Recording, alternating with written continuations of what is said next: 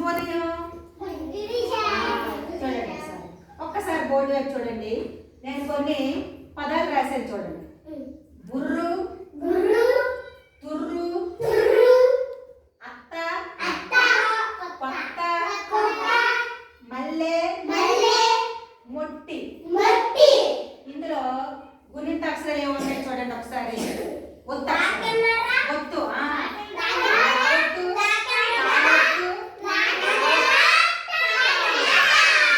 అయితే ఇక్కడ ఉన్నటువంటి ఈ అక్షరాలు ఉన్నటువంటి పదాలతో ఒక చక్కని పాట పాడుకుందాం చూడండి. ఆ పాటలో ఇవన్నీ ఉంటాయి. వాటితో పాటు సరేనా? సిద్ధమవుతావా? చూడండి. బుర్రు పిట్ట తుర్రు